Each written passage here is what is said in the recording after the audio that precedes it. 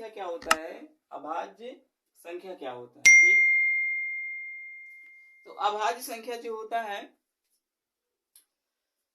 वो क्या होता है कि वो स्वयं से कटता है और उसके अलावा एक से कटता है। मतलब इसके कितने फैक्टर होते हैं, दो फैक्टर होते हैं, ठीक। ये क्या होते हैं, पति एंड पत्नी और उनके संतान, एकदम सेम वही यहाँ पे लगेगा, ठीक।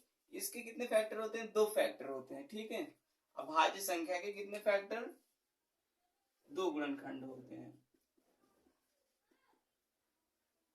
कितने गुणनखंड होते हैं, दो गुणनखंड। वो कौन कौन से हैं, देखिए पहला तो वो स्वयं से कटना चाहिए, स्वयं से, और दूसरा कितने से कटना चाहिए, एक से कटना चाहिए। समझ में आया। अभाज्य संख्या के सिर्फ दो गुणनखंड होते हैं। नंबर एक की वह स्वयं से कटे और नंबर दो वह एक से कटना चाहिए। बस ये इसका क्या है, परिभाषा है कि अभाज्य संख्या के दो गुणनखंड होते हैं। वो दो गुणनखंड कौन से हैं कि स्वयं से कटे और एक से कटना चाहिए। जैसे भाई जो दो से कटे और एक से कटे, मतलब वो खुद, सॉरी भैया, स्वयं से कटे और एक से कटे, उसे हम क्या कहेंगे, अभाज्य संख्या। जैसे यहाँ पे हमने एग्जाम्पल लिखा दो।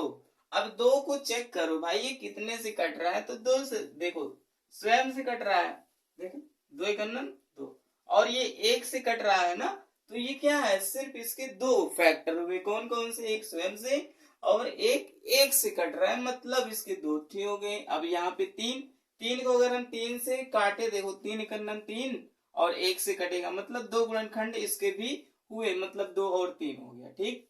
उसके बाद में नंबर आएगा 5 का, देखिए 5 को 5 से काटेंगे तभी कटेगा, और ये एक से कटता है, ठीक। दो तीन पांच, 7 को अगर काटेंगे 7 से तभी कटेगा और एक से कटेगा, और कोई संख्या से तो ये कटने वाला है नहीं, तो ये हो गया। 9 नहीं लेंगे क्योंकि 9 का 3 हो जाएगा फैक्टर, तो गलत हो जाएगा, ठीक। 11 को 11 से काटेंगे और एक से काटेंगे, और कोई अन्य संख्या से नहीं कटेगा। फिर उसके बाद 13 को देखो स्वयं से काटेंगे और एक से काटेंगे, और किसी संख्या से नहीं कटेगा। 15 कट जाएगा, 17, 19, 23 और 25 नहीं, और 27 नहीं, 29, 31, ऐसे ऐसे करके आदि कर लेना है यहाँ पे। ये हो गया प्राइम नंबर, मतलब अभाज्य संख्या, ठीक है। दूसरा है कंपोजिटिव नंबर। कंपोजिटिव नंबर ये इसका उल्टा होता है, मतलब इसमें दो से ज्यादा फैक्टर होते हैं। मतलब क्या, दो से अधिक गुणनखंड। क्या होता है, दो से अधिक गुणनखंड। नंबर एक, जैसे यहाँ पे देखो, जैसा गुणनखंड है, ये तो 4 से भी कटेगा, एक हो गया 4 से, और दूसरा ये 2 से भी कटेगा, 2 दूनी 4 हो गया, एक हो गया 2, और तीसरा ये 1 से भी कटेगा, तो 1 हो गया 3। तो यहाँ पे देखो 2 से ज्यादा बार ये कट रहा है, ठीक। इसका मतलब ये क्या है, कंपोजिटिव मतलब भाज्य संख्या है, ठीक। जो क्या हो, 2 से ज्यादा बार कटे, ठीक है। 5 नहीं है, 6 है कि नहीं, देखो 2 तिहाई 6, 3 दूनी 6, 6 एकन्नन 6 और एक से 4 संख्या से कटा, तो ये क्या है, भाज्य संख्या है। मतलब क्या, जिसके दो गुणनखंड नहीं अनेक गुणनखंड हो वही होता है। हाँ, तो यहाँ पे 8 है, 8 का देखो 2 चौक 8, 4 दुनिया 8, 8 एकन्नन 8 और एक अट्ठे 8, तो ये सब देखो 4 संख्या से कटा। फिर उसके बाद 9, 3 त्रिका 9, 9 एकन्नन 9, 1 नवा 9, फिर उसके बाद 10, 5 दुनी 10, 2 पंचे 10, 10 एकन्नन 10, एक दहाई में 10। ये सब देखो क्या है भाई, ये सब कटने वाले नंबर है, ठीक है। तो यहाँ पे हम यहाँ पे लिख दे रहे हैं पूरा 16, 18, 20 ETC।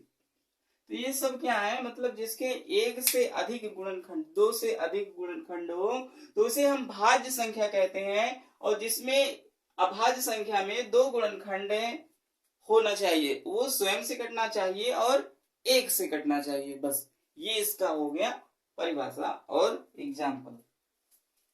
अब इसमें जो महत्वपूर्ण चीजें हैं उसको लिख लेते हैं, ठीक है। जैसे अब क्वेश्चन ये पूछता है कि सबसे छोटा अभाज्य संख्या कौन सा है। तो यहाँ पे सबसे छोटा